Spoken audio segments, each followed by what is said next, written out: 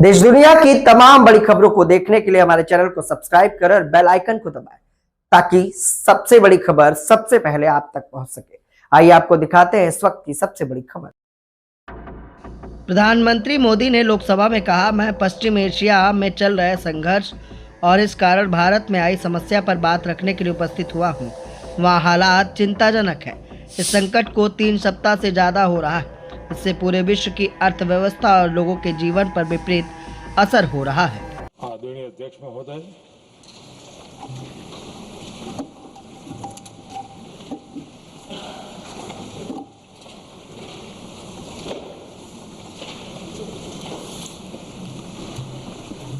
आदरणीय अध्यक्ष महोदय, मैं इस सम्मानित सदन में पश्चिम एशिया में चल रहे संघर्ष और इसकी वजह से भारत के सामने आई चुनौतियों पर बात रखने के लिए उपस्थित हुआ हूं। इस समय पश्चिमी एशिया की हालत चिंताजनक है। बीते 2-3 हफ्तों में जयशंकर जी ने और हरदीप पुरी जी ने इस विषय पर सदन को जरूरी जानकारी दी है। अब इस संकट को 3 सप्ताह से ज्यादा हो रहा है। इसका पूरे विश्व की अर्थव्यवस्था पर, लोगों के जीवन पर बहुत ही विपरीत असर हो रहा है। इसलिए पूरी दुनिया इस संकट के जल्द से जल्द समाधान के लिए सभी पक्षों से आग्रह भी कर रही है।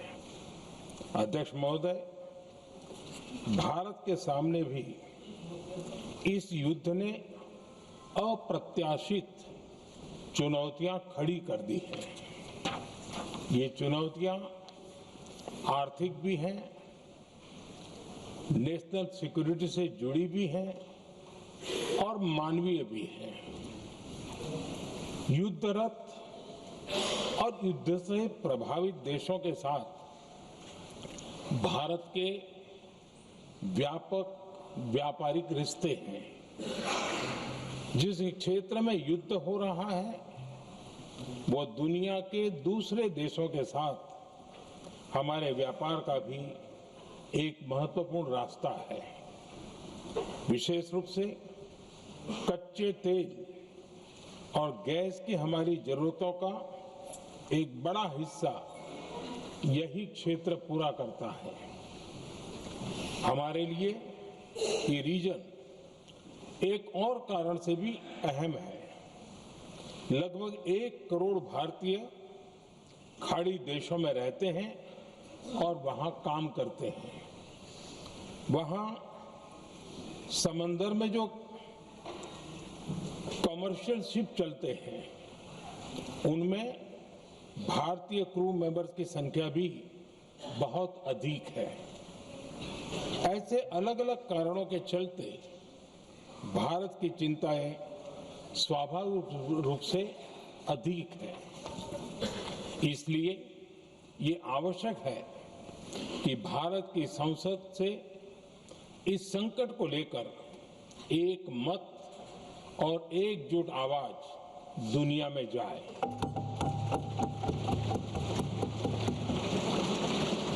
अध्यक्ष जी,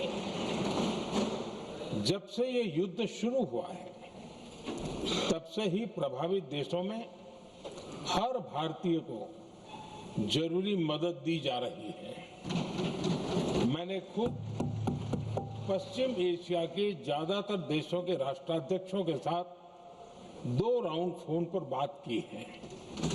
सभी ने भारतीयों की सुरक्षा का पूरा आश्वासन दिया है। दुर्भाग्य से इस दौरान कुछ लोगों की दुखद मृत्यु हुई है और कुछ घायल हुए हैं। ऐसे मुश्किल हालात में परिवारजनों को आवश्यक मदद दी जा रही है। जो घायल है उनका बेहतर इलाज सुनिश्चित कराया जा रहा है। अध्यक्ष जी, प्रभावित देशों में हमारे जितने भी मिशन हैं वो निरंतर भारतीयों की मदद करने में जुटे हैं। वहां कम काम करने वाले भारतीय हो या फिर जो टूरिस्ट वहां गए हैं, सभी को हर संभव मदद दी जा रही है। हमारे मिशन नियमित रूप से एडवाइजरी जारी कर रहे हैं। यहां भारत में और अन्य प्रभावित देशों में 24/7 कंट्रोल रूम और आपातकालीन हेल्पलाइन स्थापित की गई है। इनके माध्यम से सभी प्रभावितों को त्वरित जानकारी दी जा रही है। अध्यक्ष जी, संकट की स्थिति में देश विदेश में भारतीयों की सुरक्षा हमारी बहुत बड़ी प्राथमिकता रही है। युद्ध शुरू होने के बाद से लेकर अब तक 3,75,000 से अधिक भारतीय सुरक्षित भारत लौट चुके हैं। ईरान से ही अभी तक लगभग 1,000 भारतीय सुरक्षित वापस लौटे हैं। इनमें 700 से अधिक मेडिकल की पढ़ाई करने वाले युवा हैं। खाड़ी देशों में भारतीय स्कूलों में हजारों विद्यार्थी पढ़ते हैं। सीबीएसई ने ऐसे सभी भारतीय स्कूलों में होने वाली कक्षा 10वीं और 12वीं की निर्धारित परीक्षाओं को रद्द कर दिया है। इन बच्चों की पढ़ाई निर्बाध चलती रहे, इसके लिए सीबीएसई उचित कदम उठा रही है। यानी सरकार संवेदनशील भी है, सतर्क भी है और हर सहायता के लिए तत्पर भी है। माननीय अध्यक्ष जी, भारत में बड़ी मात्रा में कच्चा तेल, गैस और फर्टिलाइजर जैसी अनेक जरूरी चीजें हॉर्मुज स्ट्रेट के रास्ते से आती हैं। युद्ध के बाद से ही हॉर्मुज स्ट्रेट में जहाजों का आना जाना बहुत चुनौतीपूर्ण हो गया है। बावजूद इसके हमारी सरकार का ये प्रयास रहा है कि पेट्रोल, डीजल और गैस की सप्लाई बहुत ज्यादा प्रभावित न हो। देश के सामान्य परिवारों को परेशानी भी कम से कम हो, इस पर हमारा फोकस रहा है। हम सभी जानते हैं, देश अपनी जरूरत की 60% एलपीजी आयात करता है। इसकी सप्लाई में अनिश्चितता के कारण सरकार ने एलपीजी के डोमेस्टिक उपयोग को प्राथमिकता दी है। साथ ही एलपीजी के देश में ही उत्पादन को भी बढ़ाया जा रहा है। पेट्रोल, डीजल की सप्लाई पूरे देश में सुचारू रूप से होती रहे, इस पर भी लगातार काम किया गया है। अध्यक्ष जी, आज की इन परिस्थितियों में एनर्जी सिक्योरिटी को लेकर बीते एक दशक में उठाए गए कदम और भी प्रासंगिक हो गए हैं। भारत ने बीते 11 वर्षों में अपनी एनर्जी इंपोर्ट का डाइवर्सिफिकेशन किया है। पहले क्रूड ऑयल, एलएनजी, एलपीजी ऐसी एनर्जी जरूरतों के लिए 27 देशों से इंपोर्ट किया जाता था। वहीं आज भारत 41 देशों से एनर्जी इंपोर्ट करता है। अध्यक्ष जी, बीते दशक में भारत ने संकट के ऐसे ही समय के लिए कच्चे तेल के भंडारण को भी प्राथमिकता दी है। आज भारत के पास 53 लाख मीट्रिक टन से अधिक का स्ट्रेटेजिक पेट्रोलियम रिजर्व है और 65 लाख मीट्रिक टन से अधिक के रिजर्व की व्यवस्था पर देश काम कर रहा है। हमारी तेल कंपनियों के पास जो रिजर्व रहता है वो अलग है। बीते 11 वर्षों में हमारी रिफाइनिंग कैपेसिटी में भी उल्लेखनीय वृद्धि हुई है। अध्यक्ष जी, सरकार अलग अलग देशों के सप्लायर्स के साथ भी लगातार संपर्क में है। प्रयास ये है कि जहां से संभव हो वहां से तेल और गैस की सप्लाई होती रहे। भारत सरकार गल्फ और आसपास के शिपिंग रूट्स पर निरंतर नजर बनाए हुए है। हमारा प्रयास है कि तेल हो, गैस हो, फर्टिलाइजर हो, ऐसे हर जरूरी सामान से जुड़े जहाज भारत तक सुरक्षित पहुंचे। हम अपने सभी वैश्विक सहयोगियों के साथ निरंतर संवाद कर रहे हैं ताकि हमारे मैरीटाइम कॉरिडोर सुरक्षित रहे। ऐसे प्रयासों के कारण बीते दिनों हॉर्मुज स्ट्रेट में फंसे हमारे कई जहाज भारत आए भी हैं। अध्यक्ष जी, संकट के इस समय में देश की एक और तैयारी भी बहुत काम आ रही है। पिछले 10-11 साल में इथेनॉल के उत्पादन और उसकी ब्लेंडिंग पर अभूतपूर्व काम हुआ है। एक दशक पहले तक देश में सिर्फ 1-1.5% इथेनॉल ब्लेंडिंग कैपेसिटी थी। आज हम पेट्रोल में 20% इथेनॉल ब्लेंडिंग के करीब पहुंच रहे हैं। इसके कारण प्रति वर्ष करीब 4.5 करोड़ बैरल कम ऑयल इंपोर्ट करना पड़ रहा है। ऐसे ही रेलवे के बिजलीकरण से भी बहुत बड़ा फायदा हो रहा है। अगर रेलवे का इतना बिजलीकरण न होता तो हर साल करीब 180 करोड़ लीटर डीजल अतिरिक्त लगता। ऐसे ही हमने मेट्रो का नेटवर्क बढ़ाया है। 2014 में जहां देश में मेट्रो नेटवर्क 250 किलोमीटर से भी कम था, आज ये बढ़कर करीब 1100 किलोमीटर हो गया है। हमने इलेक्ट्रिक मोबिलिटी पर बहुत अधिक बल दिया। केंद्र सरकार ने राज्यों को 15,000 इलेक्ट्रिक बसें चलाने के लिए दी है। आज जिस स्केल पर वैकल्पिक ईंधन पर काम हो रहा है, उससे भारत का भविष्य और सुरक्षित होगा।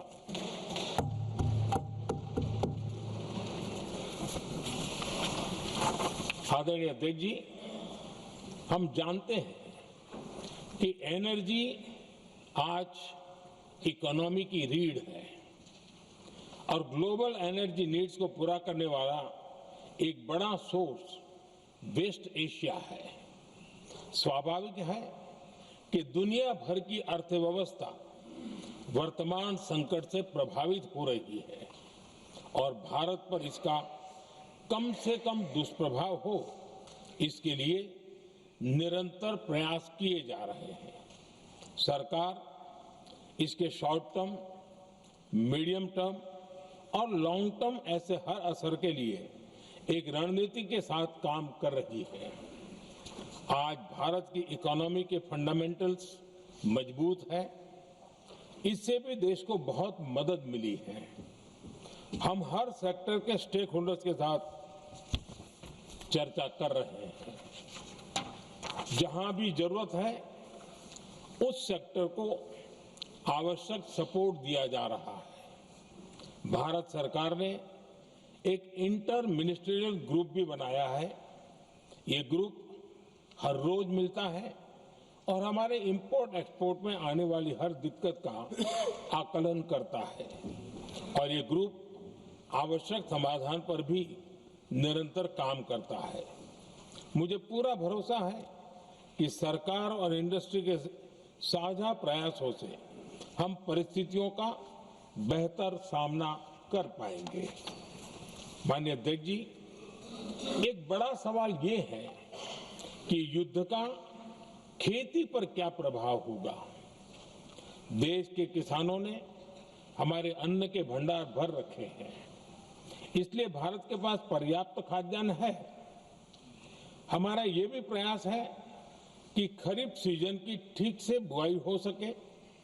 सरकार ने बीते सालों में आपात स्थिति से निपटने के लिए खाद की पर्याप्त व्यवस्था भी की है। अतीत में भी हमारी सरकार ने दुनिया के संकटों का बोझ किसानों पर नहीं पड़ने दिया था। कोरोना और उस समय के युद्धों के दौरान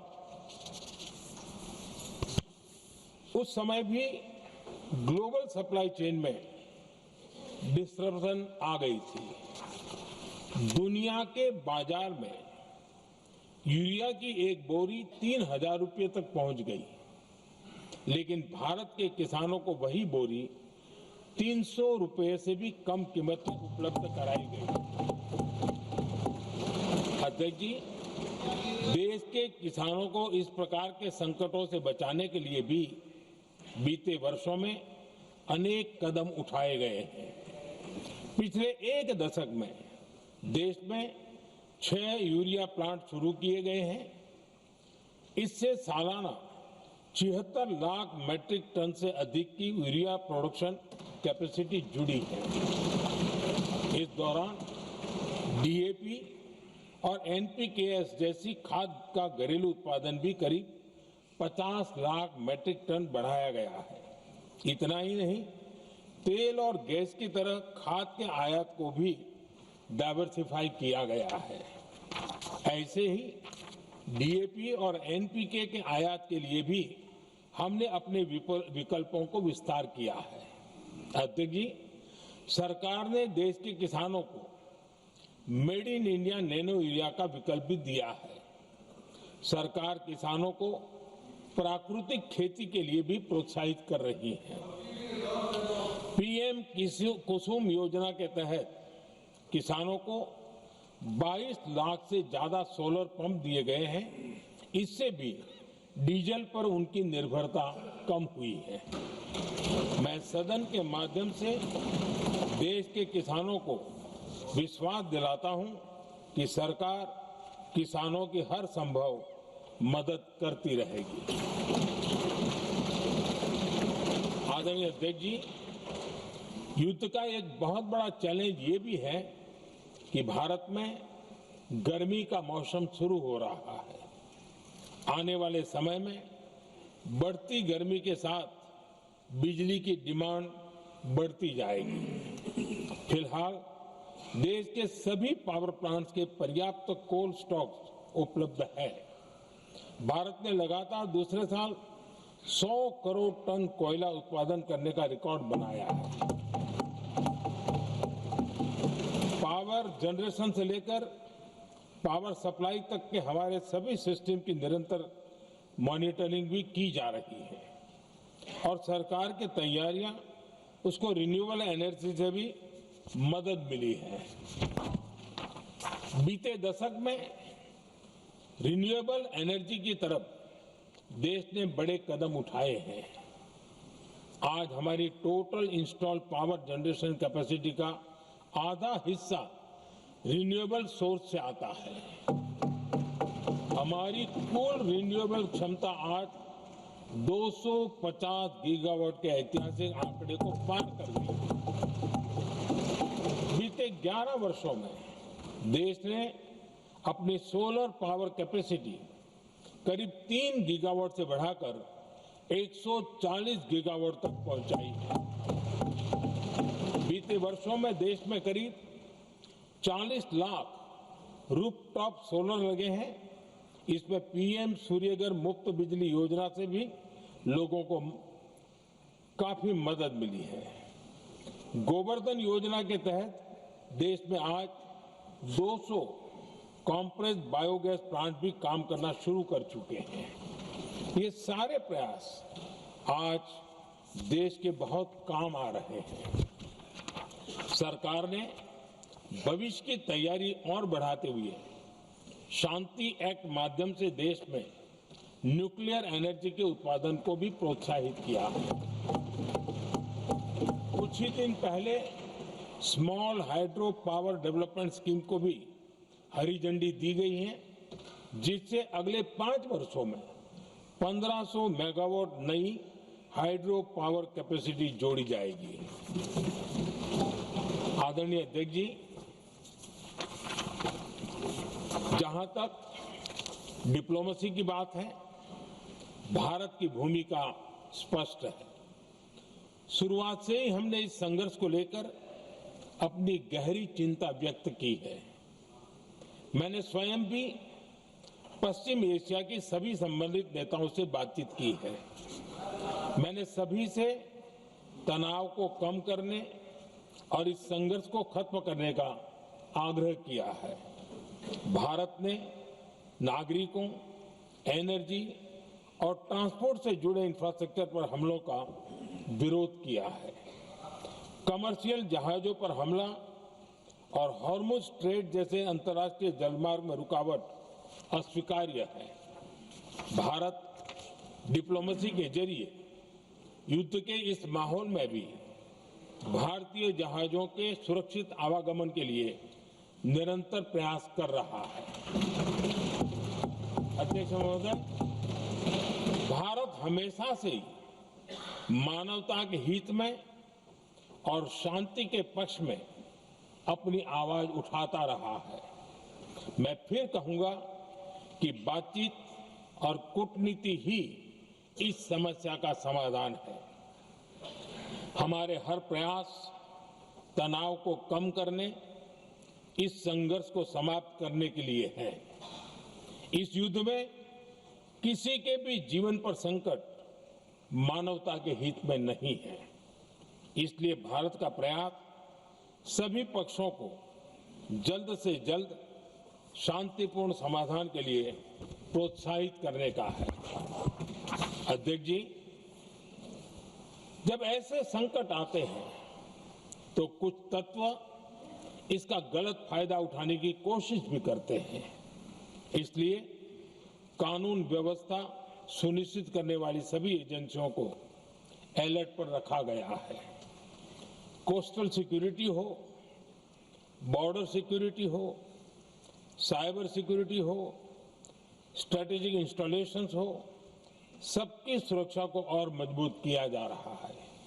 अध्यक्ष जी, इस युद्ध के कारण दुनिया में जो कठिन हालात बने हैं, उनका प्रभाव लंबे समय तक बने रहने की आशंका है।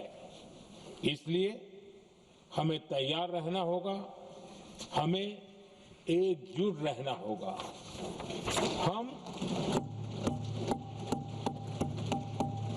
हम कोरोना के समय भी एकजुटता से ऐसी चुनौतियों का सामना कर चुके हैं। अब हमें फिर से उसी तरह तैयार रहने की आवश्यकता है। धीरज के साथ, संयम के साथ, शांत मन से हमें हर चुनौती का मुकाबला करना है। और यही हमारी पहचान है, यही हमारी ताकत है। और हाँ, हमें बहुत सावधान और सतर्क भी रहना है। हालात का फायदा उठाने वाले झूठ फैलाने का प्रयास करेंगे। ऐसे लोगों की कोशिशों को सफल नहीं होने देना है। मैं देश की सभी राज्य सरकारों से भी इस सदन के माध्यम से आग्रह करूंगा, ऐसे समय में कालाबाजारी करने वाले, जमाखोरी करने वाले एक्टिव हो जाते हैं। इसके लिए कड़ी मॉनिटरिंग जरूरी है। जहां से भी ऐसी शिकायतें आती हैं, वहां त्वरित कार्रवाई होनी चाहिए।